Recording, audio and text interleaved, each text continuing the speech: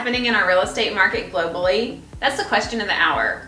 Well, first of all, let me just start off by saying that I am just reporting what analysts and real estate experts across the nation are predicting. I personally, nor anyone else, can control or predict what will actually happen.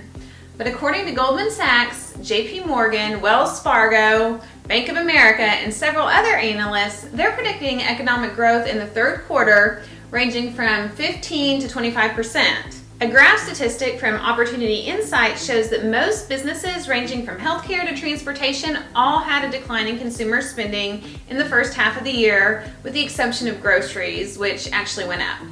So it's good news that their predictions from the analysts are that we'll see progress in the third quarter as compared to the first half of the year. In fact, according to Lisa Chalet, the Chief Investment Officer at Morgan Stanley, she states, and I quote, "Indeed, the worst ever GDP reading could be followed by the best ever growth in the third quarter." So we're starting to see a rebound.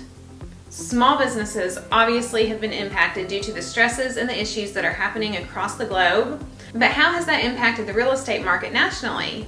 How have we recovered there? Well, I'm going to show you a few quotes from several economists and real estate analysts regarding the recovery of the housing market, and it's very interesting. It almost reads like a movie trailer.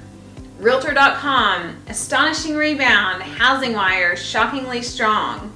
ATTOM Data Solutions pulled something of a high wire act in the second quarter.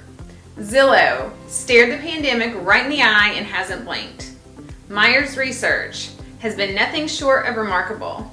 So it seems that housing may play a critical role in the recovery.